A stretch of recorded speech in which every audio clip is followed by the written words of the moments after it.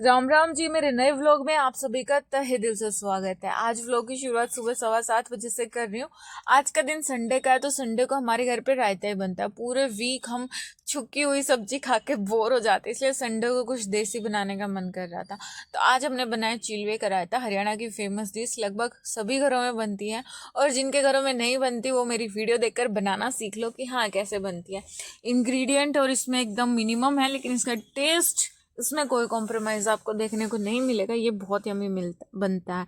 और सर्दी इतनी प्रचंड रूप हो रही थी, और ये दोनों अपनी दादी माँ के साथ अभी तक बिस्तर में थे, और इनको यहीं पर रहने देते हैं, क्योंकि बच्चों को सर्दी से बचाना बहुत ज़रूरी है। वरना एक बार बच्चे बीमार हो गए ना तो इनका पूरा सीज़न बीमारी में ही जाने वाला है।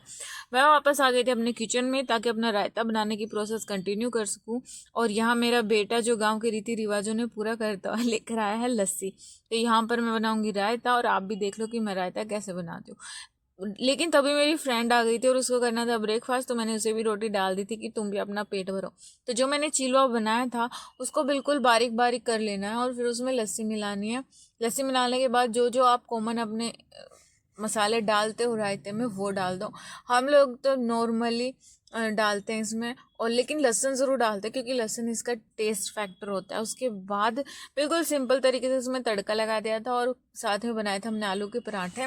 खाना पीना होने के बाद हम लोग पूरे दिन बिस्तर में ही रहे। संडे के दिन मेरी बिल्कुल पढ़ाई नहीं हो पाई, क्योंकि बच्चे बड़े सब घर पर ही थे। और अभी जब मेरे को ज्वाइनिंग लेनी है तो लाइफ एकदम उलट पुलट होके रखी है। मतलब पढ़ने का मन करता है, लेकिन सिचुएशंस कुछ ऐसी हो जाती है कि मैं चाहकर भी नहीं पढ़ पा रही हूँ। और ये वो सारे कपड़े हैं जो मेरे को आज धोने हैं, लेकिन इतनी ठंड में बिल्कुल धोने का मन नहीं कर रहा। और आई थिंक हर एस्पिरेंट का यही हाल होगा। सुबह सवेरे उठने का मन नहीं करता, रात को जागने का मन नहीं करता, और दिन में काम ही ख़त्म नहीं होते। मतलब दिन छोटे पड़ जाते लेकिन काम ख़त्म ही नहीं हो रहे। तो यहाँ पर मेरा बेटा, मैं और मिट्ठू, हम तीनों बैठकर टीवी देखने का आनंद ले रहे थे, क्योंकि पढ़ाई अपनी जगह है और बच्चे अपनी जगह है। और वैसे भी एकदम ब्लैक एंड वाइट के चक्कर में आप ये छोटी मोटी जो खुशियाँ होती हैं ना ज़िंदगी की, इनको इग्नोर नहीं कर सकते। आप एकदम डिसिप्लिन, एकदम कंटिन्यू ये नहीं रह सकते कि हाय मेरे को पढ़ना ही है। आपको थोड़ा टाइम अपने बच्चों के साथ भी इंजॉय करना चाहिए। लाइफ इंजॉयमेंट का नाम है, तो इंजॉय करते हुए अपने गोल्स को पूरा कीजिए। और ये नेक्स्ट मॉर्निंग की क्लिप है। हम निकल पड़े थे रोहतक, वहाँ से मेरे को लेकर आना है अपना रिलीविंग लेटर। और बस सुबह सवेरे हम निकल पड़े थे, और ठंड इतनी ज़्यादा हो रही थी, बहुत ज़्यादा। आप मौसम देख के आइडिया लगा सकते हो कि कितनी ज़्यादा ठंड हो रही थी। मैं भगवान से यही कह रही थी कि इतनी ठंड में हमारी ज्वाइनिंग करानी थी क्या। तो अभी हम पहुंच चुके थे रोहतक, और बस कमिश्नरी ऑफिस जाके देखते हैं कि वहाँ पर मिलता है रिलीविंग लेटर या नहीं, कितनी देर में मिलता है, क्या क्या प्रोसेस। हाँ जी, तो हम आए हुए हैं कमिश्नरी ऑफिस अपना रिलीविंग लेटर लेने।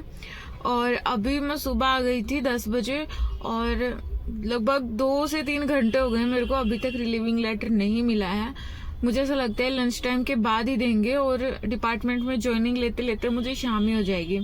ये ज्वाइनिंग की वजह से ही मैं इतना बिजी चल रही थी, और आपके कमेंट्स का प्रॉपर रिप्लाई नहीं दे पा रही थी।